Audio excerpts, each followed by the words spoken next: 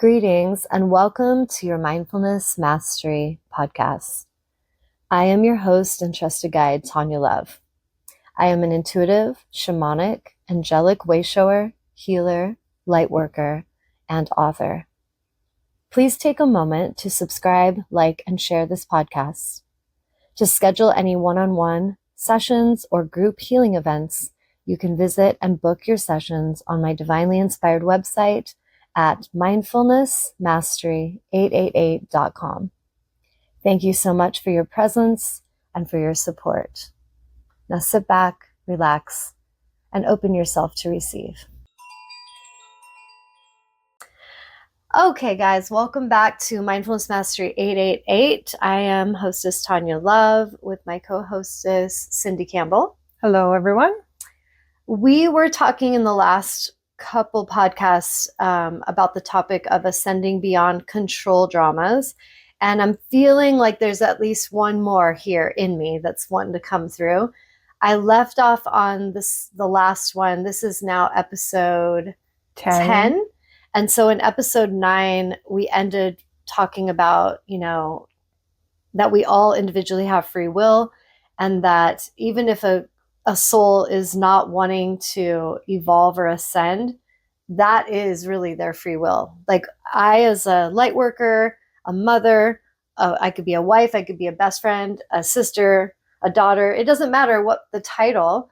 I cannot, and it is not my responsibility to lead any other soul to alignment.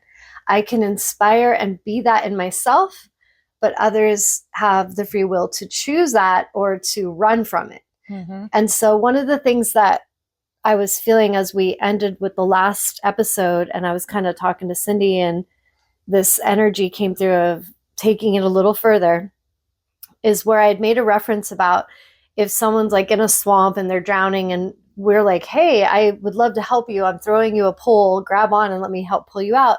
And they refuse it. And they're just, flailing about and like, fuck you, leave me alone. And in a sense, that soul is choosing suffering. And so I said a comment about how they might flail around and take in water and, and maybe not take it to the level of death, but they'll struggle until they're pretty worn out and then roll on their back and find their way to shore. But then Spirit was like, take it further and explain to them that some souls will take it to death. And I feel like this can be such a dark topic, but it's one that I have had to walk through the fires in my own journey with my dad taking his own life with suicide. And I feel like once you've gone through that as a soul, it has you really question a lot of things in yourself, and you really are seeking answers and understanding in yourself and in understanding the other. And I think for a lot of people, they can even feel guilt or, like as someone who's very intuitive and psychic, part of me was like, why did I not sense that? Why did I not sense that my dad was going in that direction? And one of the things that Spirit helped me understand was you didn't sense it because he didn't want you to sense it. He didn't want to be saved. And so part of what we were talking about, what I'm feeling Spirit wanting me to express, is that every individual on planet Earth has the ability and the free will to choose to plug in with Source and love themselves today. Or we can choose to reject parts of ourselves or our entire self. And something I've seen that this might rub some people the wrong way, but hell, we're just going to take it there because real, raw, and truthful, is that at a soul level, if you're a soul that chose to come in and in this life, you chose to be born into a certain family, or maybe it was a karmic situation that got you there, and you chose as a soul to be in a female meat suit or a male meat suit, because that is something you're going to learn from in this experience called life. So we come here, we're like, I'm going to choose to be a female. So Tawnya showed up in this little redneck town in Cheyenne, Wyoming, with all those relatives and all their shit. And I'm in a female meat suit. And I could love myself or I could reject myself. I could love the place or reject the place. I could love the family or reject the family, right? Free will. What becomes an issue is when a soul is choosing to reject themselves. They're rejecting their own meat suit. And this is a very popular sickness on planet Earth right now that I observe from when I meditate and I'm tuning into source and asking questions. What comes to me is that souls that are going through this have a mental program. There is a mental program happening in a lot of people right now where they are being encouraged to reject their own meat suit. It is a popular thing, and it's almost coming in the level of, if you see and sense the poison of it, the ones drinking the poison really want to come at you and attack you because you aren't drinking the poison with them. And so energetically, the reason I'm saying that is because that touches on a whole other topic we could get into deeply. But the point of it is, if you come in as a soul, and let's say I'm going to use myself. I come in as a soul and I'm like, okay, I'm going to choose that package. I'm going to have these challenges. I'm going to have these like relatives, and I'm going to move through all of this. And this is my mission. This is the outcome I want. We have kind of a plan before we come here, a mission, if you will. I come in, and then as I'm here in my female meat suit, I suddenly have a collective energy that's become very popular to reject the meat suit you're in. And I'm like, oh God, if I want to be normal around here, I guess I should be a boy and not a girl. I should reject my meat suit. And that will then make more sense because everyone else is doing it.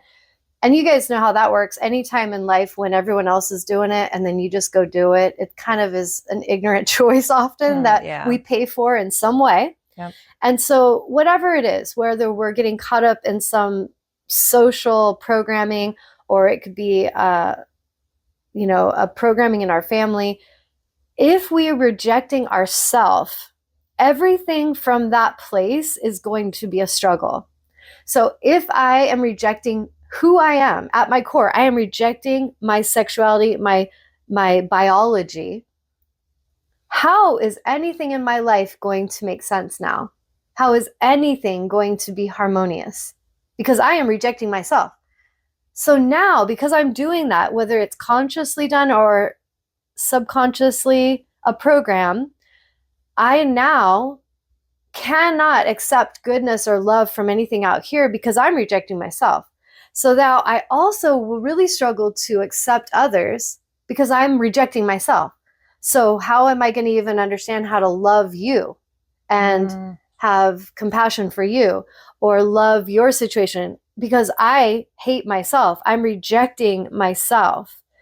So this creates like its own sense of like, if you want to look at it in kind of a comical way, kind of like zombie apocalypse, these creatures then go offline, right? They unplug from source and they're kind of empty shells rejecting their meat suits, trying to coexist on planet Earth. Now, that's something coming through right now live that I wasn't even expecting. But you take it to another level, rejecting yourself enough. You're in the swamps, you're suffering, life sucks, life is hard, everything's a struggle. And you're in that swamp drowning. Some souls will refuse to listen to anyone, will refuse to receive help, guidance, support from anyone. And they will so deeply reject themselves that they will take themselves out of the movie of life. So that would be suicide. They will say, I cannot handle this. And so energetically, we were talking about like depression is when we have a character and the wounded ego part of ourselves has this character it's developed. So it could be the victim or it could be, whatever the character. And now our soul's like, but I just want to feel happy and harmonious and I want to be alive and I want to fall in love. And there's all this expansion, but we won't let it happen because we're like, no, but I'm the angsty, irritated being that doesn't want to love anyone and won't love myself. So then we do that to ourselves enough. We're compressing all that energy. Depression. We are in depression. We are in rejection of ourselves. So if that soul then is like, I can't handle playing this fucking character another day, they will do something extreme like suicide. Now, at a soul level, does that do anything to change their journey? It took them out of the movie of life on planet Earth for a time. They're no longer on this timeline, but their souls will continue to evolve and grow and go into their time where they're having their life review and they're looking at their choices and they're seeing where the programs affected them and they're seeing where they were in their power and how they gave their power away. And they'll have that life review. Yeah. And then they can come back and they can choose to try it again and to see if they can be more immune to the societal program. But energetically, they don't end. Like, life doesn't end. And that's an important thing to understand, because I think so many people are afraid of death and they don't understand death. And so they're afraid of what they don't understand. And so topics like suicide and things like that just become so unbearable for so many people to even have a conversation about. Yeah. But it's actually not that scary. It's just a soul basically was so sick of their own shit and their own character. Now they could be someone in an abusive relationship that was sick of being beat down. They were sick of playing, like, what I used to call my old self was doormat mom. The mom that did everything. She was the chauffeur to everyone. She would do all the things to get the love that she so wanted, but people would withhold because she was doing all this spinning to get love from these ungrateful people. And so doormat mom had to die. But energetically, I remember going through a point in my journey where I literally felt suicidal. Like, I cannot be here any longer. And it wasn't that Tawnya couldn't be on planet Earth any longer. It was that Tawnya, in the state of her evolution, had already expanded beyond that bullshit of playing Cinderella. And she could not play that character another fucking day. And so instead of killing myself, I pulled myself off the floor, took a shower, got my shit together, and left my marriage. And that might sound to some like I'm the villain, because to some, when you're choosing yourself and you're choosing to love yourself and pull your ass out of the swamps, and the others that kind of were watching and waiting for you to just go down, which I know sounds really dark, but I feel some humans, when they're in darkness, they want you in darkness. But in choosing to pull myself out, I chose to rebirth myself. And Cinderella doormat mom went away. Does that make sense? Yes. So I could have killed myself. It would not have really helped me. Right. It would have just took me out of the life school, and I would have been with my guides looking at my life review and been like, wow, God damn it, if I didn't take that shit personally, and like, why the fuck did we wipe ourselves out? God dang it. Like, I was so programmed to not love myself because of all the abuse. And so what we do is we get clarity in our life review. Holy shit, I have so much clarity. Okay, send me back in, coach. And then we come back in and we go to try it again. So for those of you that have thought of suicide or that have lost someone to suicide, or you're scared that maybe your kid could be suicidal because they're really angsty and lethargic and seem like they don't give a fuck about life, if you can understand it deeper, it will help you to your freedom and your alignment. And even let your kid hear this podcast. Let your loved one listen to this podcast, because having us actually sit in truth with things has this amazing tendency to illuminate it so that it doesn't have this dark hold on us anymore. Yes. But if we as a culture are terrified to even talk about certain things, or we're terrified to even look into the truth of the soul's journey, and we're ignorant and naive in our programming, like if we have a lot of religious programming or things that are fantastical, that are based in absolute nothingness and that are not giving us any kind of clarity, we'll continue to struggle as a species when we don't have to. Right. Do you want to say anything about that? Yeah. So this reminded me of just before I started shadow work, and I was really like in the shit. And like I started having some of those thoughts. Yes. And it was like, I cannot keep living like this. Like, yes. I do not want to be like this. Now, I don't think Do you now see that that was a character? Yes. That your awareness, your higher self was like, fuck this character bitch Yeah. that we've been playing. Yes. There is such a better costume we could put on that Yes. feels less itchy, you know? Yes. But it was like real serious at times where I was like, oh my God, I've never felt like this before. Yes. No, I didn't think I would ever do that, but I think most humans, if they're honest, have had thoughts. Yes. When they've struggled of just like escapism. Yes. Right? Yes. Because I was like, I couldn't see a way out was the bigger, kind of issue at that time. Yeah. Like you were feeling kind of powerless to that wounded ego of like, how can we actually transmute this? Like I am feeling powerless to this darkness inside. Yeah. Yeah. Yeah.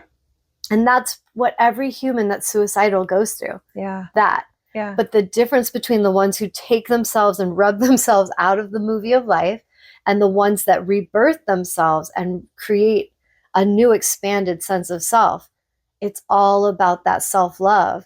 I'm either in self-love or I'm in self-rejection. Yeah. And there's a very popular theme on planet Earth right now of let's fucking reject ourselves and be in denial of what we are in our biology and it's wild, but it's something happening that is not about me. It is not my movie, but it is the movie for certain humans that might even be guided to listen to this, that it's up to you to remember the multidimensional truth of yourself. It's up to each of you to remember the reason you chose certain things, the reason you chose certain struggles or ancestors. And this is what shamans like me work with. We go into shamanic journeys. We open ourselves to have the memories and to recall and have the cellular memories come up to give us information to help us understand this life.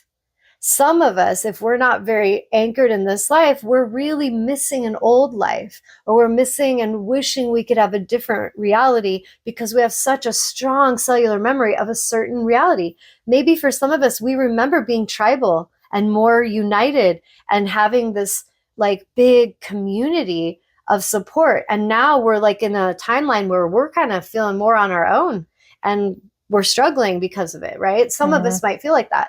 So there could be an attachment to an old timeline, or there could be a desire to call in a wisdom of an old timeline and recreate it in a new way.